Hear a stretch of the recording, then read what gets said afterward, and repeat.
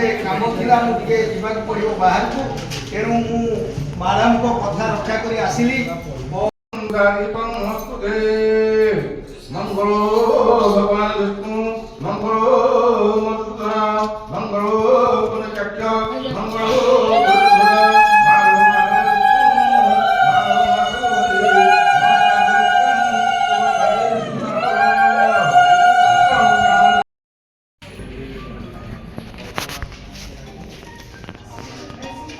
समस्त बजाय अच्छी जहाँ भी हो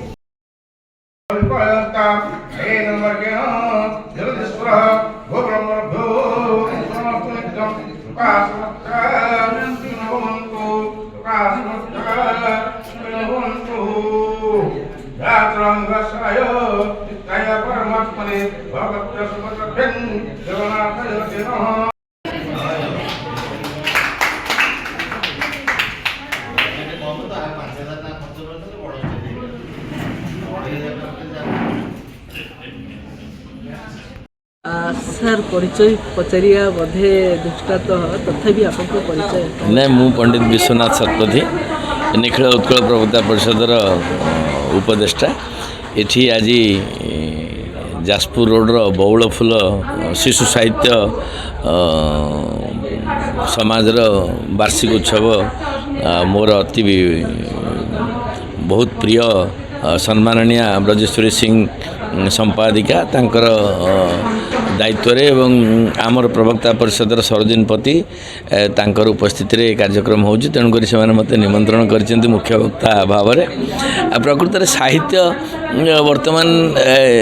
भिन्न दिग को चलीगला साहित्य प्रति रुचि लोक मानकर कमीगला पिला मानक भितर शिशु मानक भितर ये प्रकार जागरण जदि हम साहित्य प्रति प्रीति जागृत करने ये प्रकार कार्यक्रम हम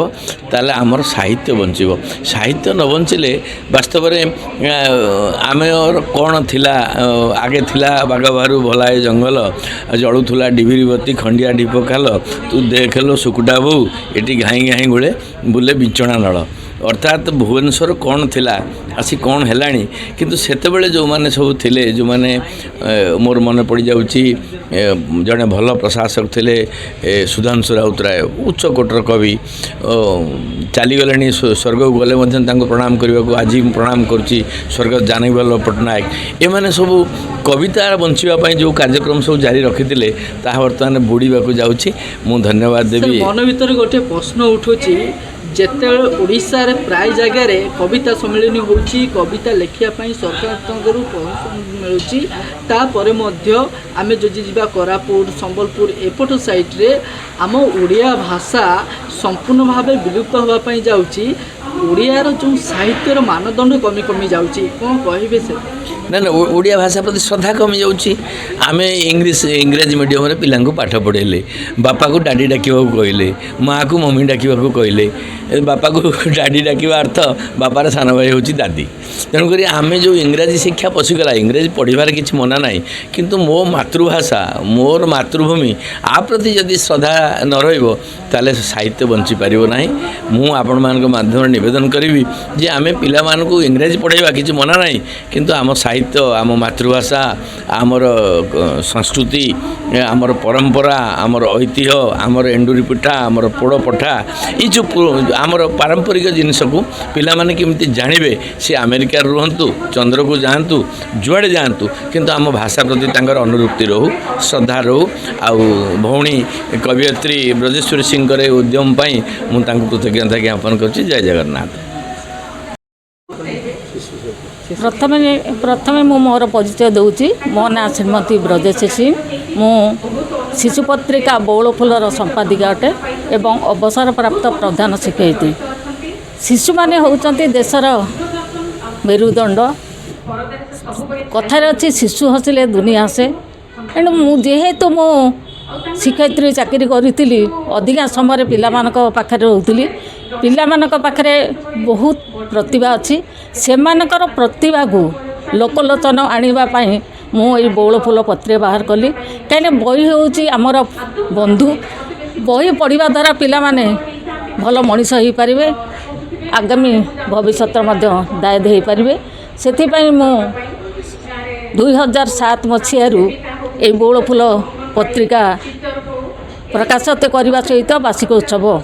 अनुष्ठित करुँ। आज किए किए गेस्ट आसते कहाँ घर कमल आज आम पाइचु उद्घाटक भाव में शंकरषण प्रधान को जी कि विशिष्ट हास्यभिनेता पाइचु प्रज्ञारंजन खटुआ को से भी हास्यभिनेता प्राय पुरपल्ली ठू आरंभ कर सहर पंत को पाखरे से माने परिचित पाइचु आजिर सभापति तो करुचंती मनोरंजन बेरा महोदय एवं समाजसेवी अनिल कुमार दास को विशिष्ट समाजसेवी ता छड़ा गदलीर संपादिका अच्छा विमला सिंह सुवर्णपुर आसचंती सम्मानित अतिथि राधेश्याम मिश्र आमर अतिथि एवं इंजीनियर उभय सुतार अच्छा से मुख्य अतिथि हिसाब से अच्छा आमर केते जन कवित्री एवं कवि आज भाग नहीं श्रेष्ठ कविता कौन थी? हाँ प्राय आपड़ देखुंत प्राय 40 रु ऊर्ध्व कविता पाठकर प्रथम अधिवेशन रे कविता पाठ कराई 40 रु ऊर्ध्व कवि बालेश्वर आसचंती भद्रक आसचंती सुकिंदारू आसी मौरी आसी तथा भुवनेश्वर आसचंती एमती विभिन्न स्थान से आसचंती एवं शिशु कविता से पाठ कले।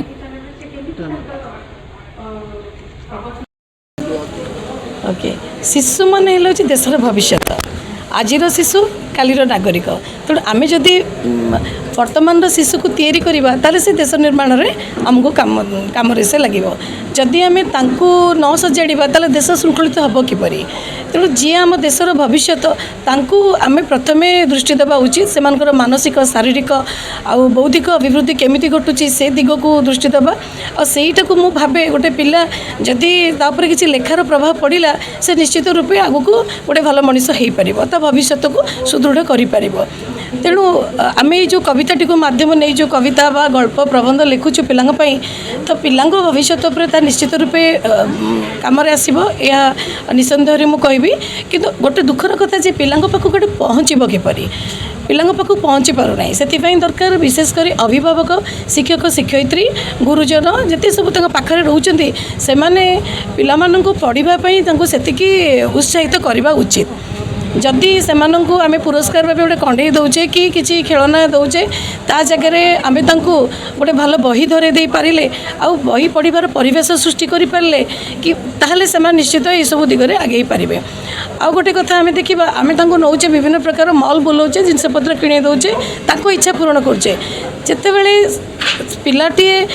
पढ़ाई आग्रह करूनी ता भीतर आग्रह सृष्टि करने तक पुस्तक मेला नहीं जावा कि तापाई आम किछिटा पुस्तक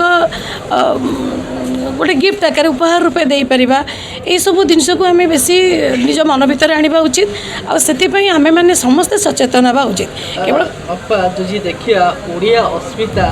ताहा बहन करती कवि कवित्री किंतु आजिका डेट रे से कवि एवं कवित्री जेतले समारोह होउचंती जेती कवि सेती कविता अन्य लोक मानकर किबा जो मानकर सत्ता मानकर भिड़ बहुत कम लगुची जहाँ फल यार 50% हो पारना या प्रति दृष्टिगोचर ओके भल कथाटे पचारे जोटा कि वर्तमान से गोटे बहुत बड़ा समस्या मु जहाँ अनुभव करे साहित्य को भल पाइबा साहित्य को आग को नवा लोकों भितर आम अस्मितार परिचय देवा जी लोकों भितर निशा नहीं आत्मगर्व बा निजर प्रचारटा बेसी रोचे मुझे पढ़ी मो कविताटा केमती आग को जीव जमी किसी आप देखिए साहित्य सभा आसुवे निजर पढ़ी सारापर से चली जाती निजर कविता पढ़ा सारा से पढ़ी जाती कि अन्य मानकर कविता को सेतिकी से प्राधान्य दियंतिनी बा से कवितार कौन त्रुटि अच्छी आम त्रुटि भी देखिपर जदि त्रुटि देखिपर भल कविता लिखिपर भल लेखा लिखिपर सेटा को भी धैर्यर सहित आम से सबको भी ध्यान दवा तो ଏଠି ରହୁଛି କ'ଣ କି ଆମମାନଙ୍କର ଯେତିକି ଏସବୁ ଦିଗରେ ଯଦି ଆମେ ଆମ ଓଡ଼ିଶାର ଅସ୍ମିତାକୁ ବଜାଇ ରଖିବାକୁ ଚାହିଁବା ତାହେଲେ ସେହି ଦିଗରେ ଆମମାନଙ୍କର ମାନସିକତାର ପରିବର୍ତ୍ତନ ହେବା ଉଚିତ। ଆମେ ସ୍ୱାର୍ଥପର ନ ହୋଇକି ନିଜର ପ୍ରଶଂସାଟାକୁ ବେଶୀ ଅଗ୍ରାଧିକାର ନ ଦେଇ ଆମେ ସମୂହ ସାହିତ୍ୟର ଆମ ସଂସ୍କୃତି ଆମ କଳାର କେମିତି ପ୍ରଗତି ହେବ ସେ ଦିଗରେ ବେଶୀ ଦୃଷ୍ଟି ଦେବା ଉଚିତ। ଧନ୍ୟବାଦ।